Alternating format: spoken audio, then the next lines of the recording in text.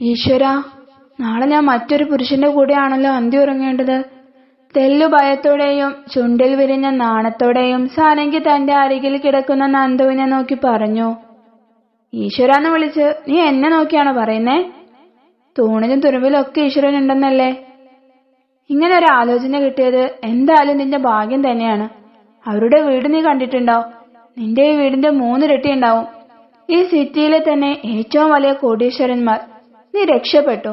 ഇത്രയും കാലം കഷ്ടപ്പെട്ടതിനൊക്കെ ഇനിയെങ്കിലും ഒരു അവസാനം ഉണ്ടാവുമല്ലോ. ഞാനും അത് തന്നെ ആലോചിക്കുന്നേ. എന്ത് കണ്ടിട്ടാണാവോ അദ്ദേഹം എന്നെ ഭാര്യയാക്കാൻ തീരുമാനിച്ചത്? സാരംഗി കൃഷ്ണ, എല്ലാവരും ചാരു എന്ന് വിളിക്കും. രാധികയുടെയും കൃഷ്ണന്റെയും മൂത്ത മകൾ. വെളുത്തുമെലിഞ്ഞ ഒരു സുന്ദരി കുട്ടി. കുട്ടിത്തം നിറഞ്ഞ മുഖം തന്നെയായിരുന്നു അവളെ ആരെയും ആകർഷിക്കുന്ന പ്രത്യേകത. മുഖത്തേക്ക് എപ്പോഴും തൂക്കിയിടാറുള്ള 2 കൊടി മുടി അവളുടെ ഭംഗി വർദ്ധിപ്പിച്ചിരുന്നു. ചിരിക്കുമ്പോൾ തെളിഞ്ഞു കാണുന്ന നുണക്കുഴിയിലും എപ്പോഴും കരിമഷി എഴുതി മനോഹരമാക്കിയിരിക്കുന്ന മിഴികളിലും ഒരുപാട് പയ്യന്മാർ കണ്ണുവെച്ചിട്ടുണ്ട്. പക്ഷേ ആർക്കും ഇന്നവരെ പിടികൊടുത്തിട്ടില്ല. ആകെ ഒരാളോട് മാത്രമേ അവൾക്കുള്ളിൽ ഒരു ഇഷ്ടം തോന്നിയിട്ടുള്ളൂ. കോളേജിലെ അവളുടെ ഇംഗ്ലീഷ് പ്രൊഫസറായ തരുൺ സാറിനോട്. ഇഷ്ടമെന്നൊന്നും പറയാൻ പറ്റില്ല, ഒരു ക്രഷ്. സാറ് ക്ലാസ് എടുക്കുമ്പോൾ കണ്ണെടുക്കാതെ നോക്കിക്കൊണ്ട് വായി നോക്കുന്നതും അവസരം കിട്ടുമ്പോഴൊക്കെ സംസാരിക്കാൻ ശ്രമിക്കുന്നതുമൊക്കെ പതിവായിരുന്നു. പക്ഷേ അയാൾ അവളെ തിരിച്ചിങ്ങോട്ടൊന്നും മൈൻഡ് പോലും ചെയ്യുന്നില്ലെന്ന് അറിഞ്ഞപ്പോ അവൾ ആ ടോപ്പിക്ക് വിട്ടു. ഇപ്പോൾ ഡിഗ്രി സെക്കൻഡ് ഇയർ പഠിക്കുകയാണ്. മുഖം കണ്ട വളരെയധികം നിഷ്കളങ്കത തോന്നുമെങ്കിലും ആളൊരു വായാടിയാണ്. കുറച്ചു സമയമെങ്കിലും മിണ്ടാതിരിക്കുക എന്നത് അവൾക്ക് വളരെയധികം ബുദ്ധിമുട്ടുള്ളൊരു കാര്യമാണ്. അവൾക്ക് താഴെ ഒരു സഹോദരനുണ്ട്, രാകേഷ് കൃഷ്ണ.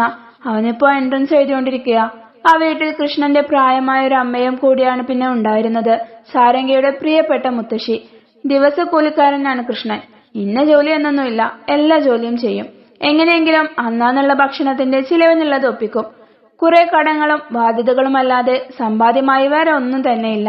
അതുകൊണ്ട് തന്നെയാണ് പണവും സ്വർണം വേണ്ട എന്നും പറഞ്ഞ് മാളിയേക്കൽ പോലെയുള്ള ഒരു വലിയ തറവാട്ടിൽ നിന്നും സാരംഗിക്ക് ഒരു ആലോചന വന്നപ്പോ രണ്ടാമതൊന്നും ചിന്തിക്കാൻ നിൽക്കാതെ കല്യാണം നടത്താൻ തീരുമാനിച്ചത്. ഇന്ന് സാരംഗിയുടെ കല്യാണത്തിന്റെ തലേ ദിവസമാണ്. അമ്പലത്തിൽ വെച്ച് വളരെ അടുത്ത കുടുംബക്കാർ മാത്രം പങ്കെടുത്തുകൊണ്ടുള്ള ചെറിയ രീതിയിലൊരു താലികെട്ട്. അങ്ങനെയായിരുന്നു കല്യാണം തീരുമാനിച്ചിരുന്നത്. അതുകൊണ്ട് തന്നെ തലേ ദിവസം പരിപാടിയൊന്നും ഉണ്ടായിരുന്നില്ല. അവരുടെ വീട്ടിലെ ആദ്യത്തെ പരിപാടി ആയിരുന്നിട്ട് കൂടി കല്യാണം ആർഭാടമാക്കിയൊന്നും നടത്തുന്നില്ല. അതിനുള്ള സാമ്പത്തിക സ്ഥിതി തനിക്കില്ല എന്ന് കൃഷ്ണൻ പറഞ്ഞപ്പോ സാരംഗി ഒരു മുഷിപ്പും കൂടാതെ ചിരിച്ചുകൊണ്ട് അതിന് സമ്മതം മൂളി. നന്ദു, എനിക്കെന്തോ ഉള്ളിൽ വല്ലാത്തൊരു ഭയം. സാരംഗി കട്ടിലിൽ കിടന്ന് നെഞ്ചൊഴിഞ്ഞുകൊണ്ട് പറഞ്ഞു. നിനക്കോ ഭയമോ? ആ വാക്കിന്റെ അർത്ഥം എന്താണെന്ന് അറിയോ മോക്ക്? നന്ദന, സാരംഗിയുടെ പ്രിയപ്പെട്ട നന്ദു.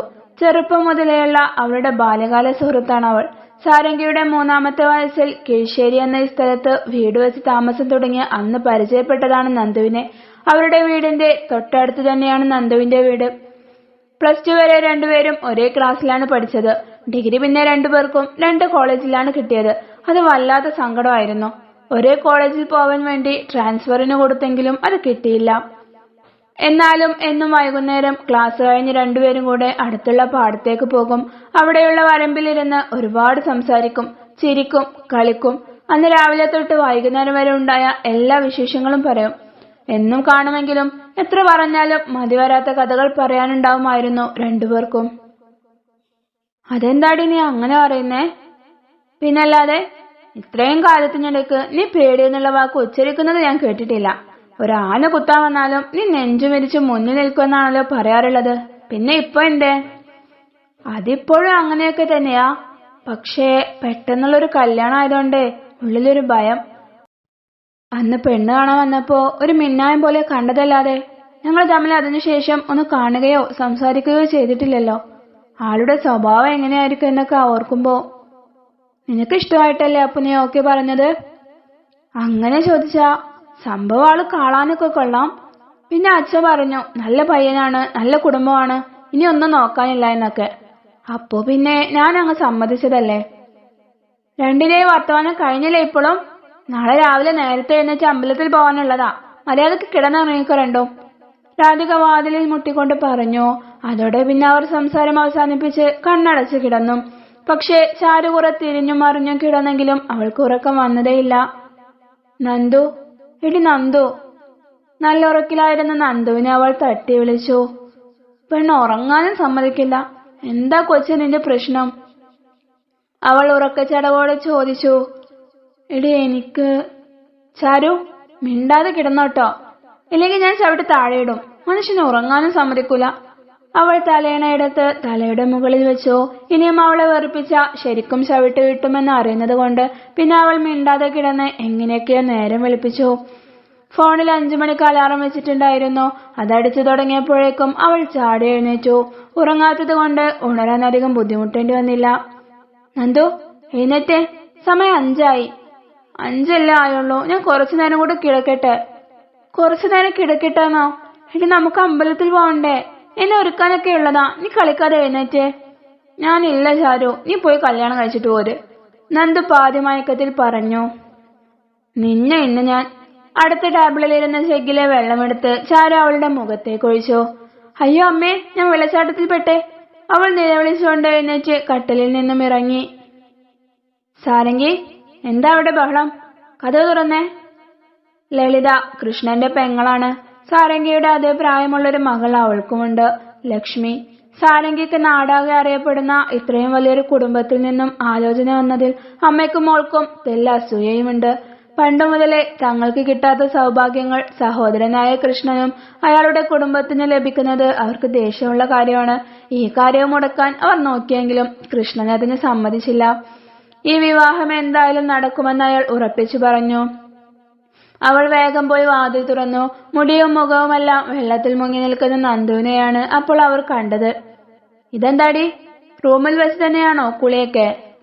അത് ജഗ് അറിയാതെ കൈതട്ടി താഴെ വീണതാ, നന്ദു പറഞ്ഞൊപ്പിച്ചു. എഴുന്നേറ്റ് കുളിച്ച് റെഡിയാവാൻ നോക്ക്. 9 മണി ആവുമ്പോഴേക്ക് ഇവിടെ നിന്ന് ഇറങ്ങണം. പിന്നെ കുറച്ച് വൃത്തിയിലും മെനയിലും ഒക്കെ ഒരുങ്ങിക്കോണം. ഒരു ഗതിയും പരഗതിയും ഇല്ലെങ്കിലും അത് നാട്ടുകാരെ മൊത്തം അറിയിക്കണ്ട. എന്റെ ലക്ഷ്മി മോളെ പോലെ കണ്ടാൽ തന്നെ നല്ല എടുപ്പുള്ള പെൺകുട്ടിയാണെങ്കിൽ കുഴപ്പമില്ലായിരുന്നു. പാവ എന്റെ കുഞ്ഞ്. അവളെയാണ് അവർ ആദ്യം കണ്ടിരുന്നതെങ്കിൽ അവർ അവളെ തന്നെ മതിയെന്ന് പറഞ്ഞേനെ. ഇനിയിപ്പൊ പറഞ്ഞിട്ട് എന്ത് കാര്യം? സാരി തലപ്പുമായി മുഖം തുടച്ചുകൊണ്ട് ലളിത പറഞ്ഞു. അമ്പലത്തിലെ ഉത്സവത്തിന് കൊണ്ടുപോകാനുള്ള ആനയൊന്നുമല്ലല്ലോ എടുപ്പോടെ നിൽക്കാൻ. സാരംഗി പതിയെ പറഞ്ഞു. നീ ഒന്നും മിണ്ടാതെ നിന്നേ. എന്താടി, എന്താ നീ പറഞ്ഞേ? ലളിത മുഖം കൂർപ്പിച്ചു. ഒന്നുമില്ല ആന്റി, നിങ്ങൾ പോയിക്കോളൂ, ഞങ്ങൾ ഒരുങ്ങി വന്നോളാം. താലികെട്ട് അമ്പലത്തിൽ വെച്ചായിരുന്നതുകൊണ്ട് അത്യാവശ്യം തരക്കേടില്ലാത്ത സെറ്റ് സാരി ആയിരുന്നു അവൾക്ക് എടുത്തിരുന്നത്. അത് പയ്യന്റെ വീട്ടിൽ നിന്നും തന്നെ കൊണ്ടുവന്ന് കൊടുത്തിരുന്നു. കല്യാണത്തിന്റെ മറ്റെല്ലാ ചിലവുകളും അവർ തന്നെയാണ് വഹിച്ചിരുന്നത്. ഇത്രയും വലിയ തറവാട്ടുകാരൊക്കെ ആയിട്ട് അവരെന്താ ഇങ്ങനെ ചെറിയ രീതിയിൽ കല്യാണം നടത്തുന്നതെന്ന് സാരംഗി കൃഷ്ണനോട് ദിവസങ്ങൾക്ക് മുന്നേ അന്വേഷിച്ചിട്ടുണ്ടായിരുന്നു. മാളിയേക്കലിൽ അവർക്ക് വേണ്ടപ്പെട്ട ആരുടെയോ മരണം അടുത്ത് സംഭവിച്ചതാണ് അതിന് കാരണമെന്നാണ് അച്ഛൻ അന്ന് പറഞ്ഞത്. ഗ്രീൻ കളറിൽ നന്നായി തിളങ്ങുന്ന കല്ലുകൾ വെച്ച് ഹാൻഡ് വർക്ക് ചെയ്തിട്ടുള്ള നല്ല ഭംഗിയുള്ള ബ്ലൗസും ഗ്രീൻ കളർ പാവാടയും ഇട്ടുകൊണ്ട് അവൾ ബാത്റൂമിൽ നിന്നും കുളിയെല്ലാം കഴിഞ്ഞ് പുറത്തേക്കിറങ്ങി. മുടിയിലെ വെള്ളം ബ്ലൗസിലാവാതിരിക്കാൻ വേണ്ടി തോർത്തുകൊണ്ട് ചുറ്റി വരിഞ്ഞിരുന്നു. ചാരു, ഇങ്ങോട്ടിരുന്നോ, ഫാനിന്റെ കാറ്റുകൊണ്ട് ആ മുടിയൊന്ന് ഉണങ്ങിക്കോട്ടെ. ഞാൻ അപ്പോഴേക്കും കുളിക്കട്ടെ. നിന്നെ ഒരുക്കാൻ നിന്നാ പിന്നെ എനിക്കൊന്നിനും സമയം കിട്ടില്ല. നന്ദു അവൾക്കൊരു കസേര നീട്ടിയിട്ട് കൊടുത്തു. അവൾ അതിലിരിക്കുകയും ചെയ്തു. എന്നെ ഇപ്പൊ ഇത്ര ഒരുക്കാനെന്തിരിക്കുന്നു? കാരണന്മാർ തന്ന ഭംഗിയും കൊലയൊക്കെ ഉണ്ടായതുകൊണ്ട് കൂടുതൽ മേക്കപ്പിന്റെ ഒന്നും ആവശ്യം ഉണ്ടാവില്ല. ചാരു കണ്ണാടിയിൽ നോക്കിയെന്ന് മുഖമുയർത്തി. ഓഹോ, അങ്ങനെയാണോ? എന്നാ മോൾ ഒറ്റക്ക് അങ്ങ് മാറ്റിക്കോ, എന്റെ ആവശ്യമില്ലല്ലോ അപ്പോ. അയ്യോ, അങ്ങനെ പറയല്ലേ, ഞാൻ ചുമ്മാ പറഞ്ഞതാ. നീ വേഗം കുളിച്ചിട്ട് വാ. താലികെട്ടാൻ പോകുന്നവൻ ആദ്യമായിട്ട് കാണുമ്പോ എന്നെ നല്ല ഭംഗിയായിട്ട് തന്നെ കണ്ടോട്ടെ. ആദ്യമായിട്ട് കാണുകയോ? അപ്പൊ അന്ന് പെണ്ണ് കാണലിന്റെ അന്ന് നിങ്ങൾ കണ്ടുന്നല്ലേ നീ പറഞ്ഞത്?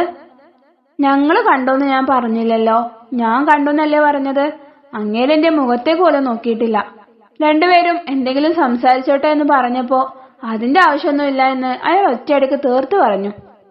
നീ എന്താണ് ഈ അങ്ങേരും അയാളെന്നൊക്കെ പറയുന്നേ? നിന്നെ കെട്ടാൻ പോകുന്നതെന്നല്ലേ? കുറച്ചൊക്കെ ബഹുമാനത്തോടെ പറയുക. കെട്ടാൻ പോകുന്നല്ലേ ഉള്ളൂ, ആദ്യം കെട്ടട്ടെ. ബഹുമാനത്തിന്റെ കാര്യമൊക്കെ എന്നിട്ട് ആലോചിക്കാം. നന്ദു കുളിച്ചു വന്ന് ചാരുവിനെ ഒരുക്കാൻ തുടങ്ങി. കുറച്ചു സമയമെടുത്താണെങ്കിലും കസവ് കരയുള്ള സാരി നല്ല ഭംഗിയായി അവളെ ഉടുപ്പിച്ചു. നീളമുള്ള കട്ടിയുള്ള കടും കറുപ്പുള്ള മുടി മെടഞ്ഞിട്ടു. തലേ ദിവസം കൊണ്ട് ഫ്രിഡ്ജിൽ വെച്ചിരുന്ന മുല്ലപ്പൂ എടുത്ത് വട്ടത്തിൽ മുടിയിൽ ചൂടി. നന്ദു, ഈ മുടി ഇങ്ങനെ മുന്നിലേക്ക് തന്നെ നിന്നോട്ടോ കേട്ടോ. മുന്നിൽ തൂങ്ങിക്കിടക്കുന്ന മുടി ബാക്കിലേക്ക് എടുത്തതും ചാരു പറഞ്ഞു, ഇന്നെങ്കിലും ആ സ്റ്റൈലൊന്ന് മാറ്റി പിടിക്കേണ്ട ചാരു. അത് വേണ്ട, ഈ മുടിയാണ് എന്റെ ഐഡന്റിറ്റി, അത് മാറ്റമൊന്നും വരുത്തണ്ട. നിന്റെ ഇഷ്ടം പോലെ. ആ മുടിയൊന്ന് ചുരുട്ടിക്കൊണ്ട് അവൾ അത് അവിടെ അങ്ങനെ അലക്ഷ്യമായി തന്നെ ഇട്ടോ. കരിമഷിയും ഐഷാഡോയും ഇട്ട് കണ്ണുകൾ മനോഹരമാക്കി. അവൾക്ക് ചേർന്ന ന്യൂഡ് കളർ ലിപ്സ്റ്റിക് ഇട്ടോ. മുഖത്ത് ഫൗണ്ടേഷൻ ഒന്നും ഉപയോഗിക്കേണ്ട എന്ന് ചാരു പറഞ്ഞതുകൊണ്ട് പിന്നെ സെറ്റിംഗ് പൗഡറും ബ്ലഷും മാത്രം ഇട്ടുകൊണ്ട് മേക്കപ്പ് അവസാനിപ്പിച്ചു. മാളിയേക്കലിൽ നിന്നും കല്യാണ ദിവസം അണിയാനുള്ള ആഭരണങ്ങളെല്ലാം കൊണ്ടുവന്ന് കൊടുത്തിട്ടുണ്ടായിരുന്നു. മാറ്റലെല്ലാം കഴിഞ്ഞപ്പോ അതെല്ലാം അണിയിക്കാനായി നന്ദു പോയി ചാരുവിന്റെ അച്ഛനെയും അമ്മയെയും മറ്റു ബന്ധുക്കളെയും വിളിച്ചുകൊണ്ടുവന്നു. അവരുടെ പ്രൗഢിയുള്ള ഡ്രസ്സും സ്വർണ്ണാഭരണങ്ങളും കണ്ട് സന്തോഷിക്കുന്നവരും അസൂയപ്പെടുന്നവരും ആ കൂട്ടത്തിലുണ്ടായിരുന്നു. ആദ്യം കൃഷ്ണൻ അതിൽ നിന്നും ഏറ്റവും വലിയൊരു മാലയെടുത്ത് അവളുടെ കഴുത്തിൽ ഇട്ടുകൊടുത്തു. പക്ഷേ അതിടുമ്പോ അയാളുടെ മുഖത്ത് അത്ര തന്നെ തെളിച്ചുണ്ടായിരുന്നില്ല. അയാളുടെ കണ്ണുകൾ നിറയുന്നത് കണ്ടപ്പോ ചാരുവിനും സങ്കടം വന്നു. ഇത്രയും കാലം കളിച്ചു വളർന്ന വീടും നാടും വിട്ട് മറ്റൊരു സ്ഥലത്തേക്ക് പോവുകയാണല്ലോ എന്ന ചിന്ത അവളുടെ ഹൃദയത്തിൽ തുളച്ചു കയറി. കൃഷ്ണനെ കെട്ടിപ്പിടിച്ചുകൊണ്ട് അവൾ പൊട്ടിക്കരഞ്ഞു. കരയില്ല മോളെ, നിങ്ങളൊന്ന് അങ്ങോട്ട് മാറി നിന്ന് മനുഷ്യ, വെറുതെ കൊച്ചിനെ വിഷമിപ്പിക്കാനായിട്ട്. രാധിക കൃഷ്ണനെ അവളിൽ നിന്നും മാറ്റി. പണ്ടു മുതലേ അമ്മയേക്കാൾ അവൾക്ക് അടുപ്പം കൂടുതൽ അച്ഛനോട് തന്നെയാണ്. രാധിക എപ്പോഴും മകനായ രാകേഷിന്റെ ഇഷ്ടങ്ങൾക്കും ആവശ്യങ്ങൾക്കുമാണ് പ്രാധാന്യം കൊടുക്കാറുള്ളത്. പലപ്പോഴും കൃഷ്ണൻ അയാളുടെ ഭാര്യയുടെ വാശിക്ക് മുമ്പിൽ കീഴടങ്ങേണ്ടി വരാറുമുണ്ട്. അതുകൊണ്ട് തന്നെ ചെറുപ്പം മുതലേ ചാരുവിന്റെ ആഗ്രഹങ്ങളിൽ മുക്കാൽ ഭാഗവും നിറവേറാതെ പോവാറാണ് പതിവ്. ഉള്ളിൽ നിറയെ വീട്ടുകാരോടുള്ള സ്നേഹമായതുകൊണ്ട് അവൾക്ക് അതിലൊന്നും ഒരു പരാതിയും തോന്നിയിട്ടില്ല. ആരോടും ഒന്നിനോടും ഒരു പരിഭവവും പറയാറുമില്ല. രാകേഷ് എവിടെ? കയ്യിലെ വള അവൻ വേണം ആദ്യം ഇട്ടുകൊടുക്കാൻ. സുമേഷ്, രാധികയുടെ മൂത്ത സഹോദരൻ, ആൾക്കൂട്ടത്തിനിടയിലേക്ക് നോക്കിക്കൊണ്ട് ചോദിച്ചു. അവൻ റെഡി ആവുന്നുണ്ടായിരുന്നല്ലോ, ഇങ്ങോട്ട് വന്നില്ല ഇപ്പോഴും. ലക്ഷ്മി, നീ ഒന്ന് അവനെ പോയി വിളിച്ചിട്ട് വന്നേ. എനിക്കൊന്നും വയ്യ, ലക്ഷ്മി മൂഷിപ്പോടെ പറഞ്ഞു. മതി ഇനി അവനെ കാത്തിരുന്നത്, എന്താന്ന് വെച്ചാൽ ഒന്ന് ഇട്ടുകൊടുത്തു, ഒന്ന് ഇറങ്ങിക്ക എല്ലാവരും. എന്താ ചേച്ചി, അവനെ എങ്ങനെയാ അങ്ങനെ ഒഴിവാക്കുക? ഇവൾക്ക് ആകെയുള്ള ഒരു എളുപ്പറന്നോന്നല്ല അവൻ. ഞാൻ പോയി വിളിച്ചിട്ട് വരാം. രാധിക ധൃതിയിൽ അവന്റെ മുറിയിലേക്ക് നടന്നു. കതക് തുറന്നപ്പോ കണ്ടത് തലേ ദിവസത്തെ മദ്യലഹരിയിൽ ക്ഷീണിച്ച അവശനായി കിടക്കുന്ന രാകേഷിനെയാണ്. ഡാ രാകേഷേ, എഴുന്നേറ്റേ, ഈ ചെറുക്കനെ കൊണ്ട്. അവർ അവനെ കട്ടിലിൽ നിന്നും പിടിച്ച് എഴുന്നേൽപ്പിച്ച് ബാത്റൂമിൽ കൊണ്ടു നിർത്തി ഷവർ തുറന്നിട്ടു. അപ്പോഴാണ് അവന് കുറച്ചെങ്കിലും ബോധം വീണത്. എന്താ അമ്മയെ കാണിക്കുന്നേ? അവൻ അവളുടെ കയ്യിൽ കിടന്ന് കുതറി. മിണ്ടാതെ നിൽക്കട അവിടെ, സ്വന്തം പെങ്ങളുടെ കല്യാണമായിട്ട് മദ്യപിച്ച് ബോധമില്ലാതെ കിടക്കുന്നവൻ. എനിക്കൊരു ബോധക്കുറവില്ല. 9 മണിക്കല്ലേ താലികെട്ട്, അപ്പോഴേക്കും ഞാൻ അമ്പലത്തിൽ എത്തിക്കൊണ്ട്. അങ്ങനെ താലികെട്ട് ആവുമ്പോഴേക്കും ഞാൻ അമ്പലത്തിൽ എത്തിയിട്ടൊന്നും കാര്യമില്ല. ഇവിടെ വേറെയും കാര്യങ്ങൾ ചെയ്യാനുണ്ട്. ഇതൊന്ന് കഴിഞ്ഞു കിട്ടുന്നത് വരെ മനുഷ്യനിടെ ഒരു സമാധാനമില്ല. ഈ കല്യാണം നല്ല രീതിയിൽ നടന്നാലേ നിന്റെ കാര്യങ്ങളൊക്കെ നടക്കുകയുള്ളൂ. അത് ഓർമ്മയുണ്ടായിക്കോട്ടെ പൊന്നുമോന്. അതിനു വേണ്ടി തന്നെയല്ലേ ഞാനും കാത്തിരിക്കുന്നേ.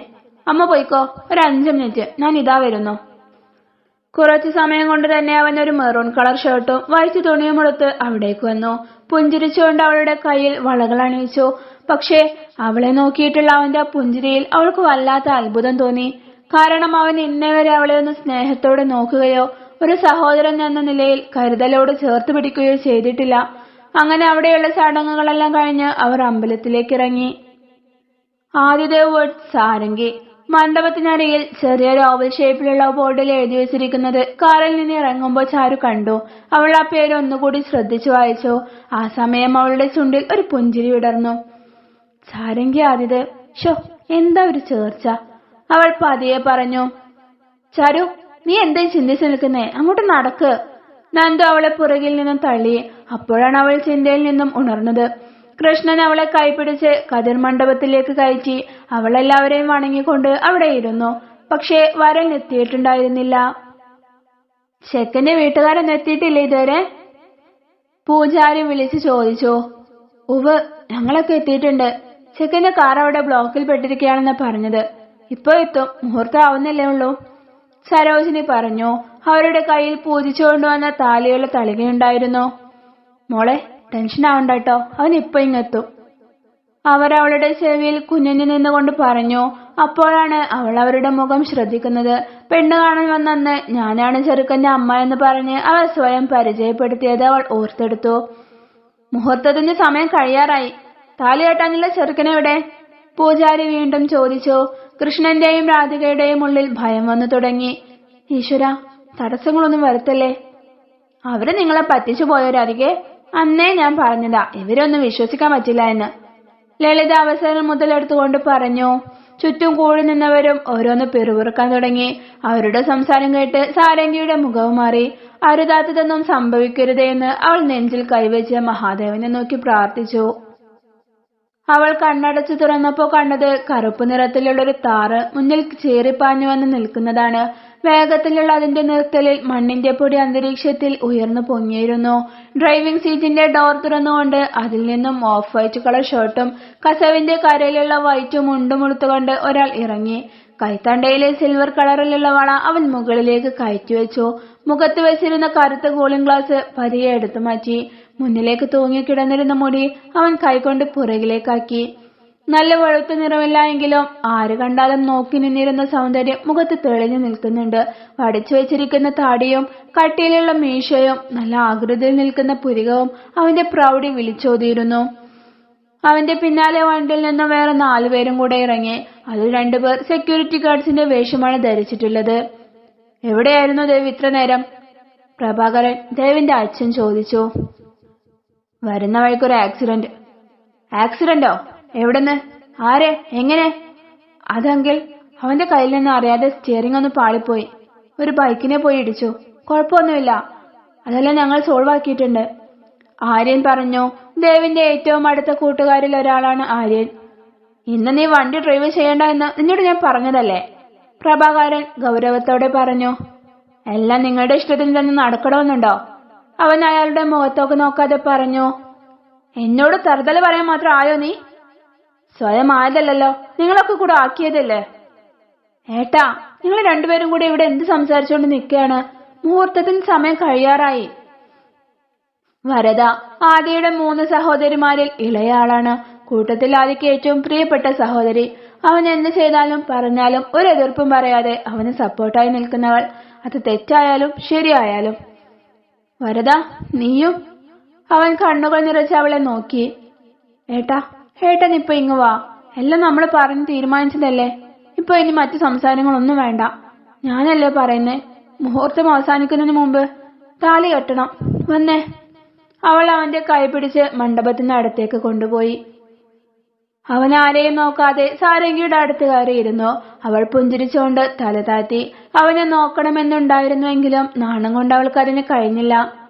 താലി കെട്ടിക്കോളൂ. പൂജാരി ആ പാത്രത്തിൽ നിന്നും താലിയെടുത്ത് അവന്റെ കയ്യിൽ കൊടുത്തു.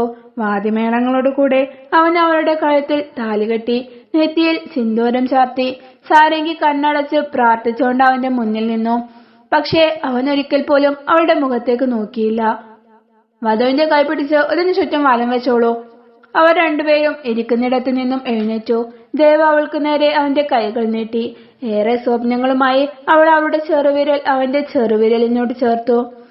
7 പ്രാവശ്യം അവർ ആ തീക്കുണ്ടാരത്തിന് വലം വെച്ചു. ചടങ്ങുകളെല്ലാം കഴിഞ്ഞില്ലേ? എല്ലാവരും ഭക്ഷണം കഴിക്കാൻ പോയിക്കോളൂ. പ്രഭാകരൻ മണ്ഡപത്തിലുള്ള എല്ലാവരോടുമായി പറഞ്ഞു. ചാരു, വരൂ, ഭക്ഷണം കഴിക്കാം. ആതിര, ദേവിന്റെ മൂത്ത ചേച്ചി, സാരംഗിയുടെ കൈ പിടിച്ചു. ദേവ്, നീയും വാ, 2 പേർക്കും ഒരുമിച്ചിരുന്ന് ഭക്ഷണം കഴിക്കാം. അത് പറഞ്ഞ ആതിരയെ ദേവ് രൂക്ഷമായൊന്ന് നോക്കി. തുടരും.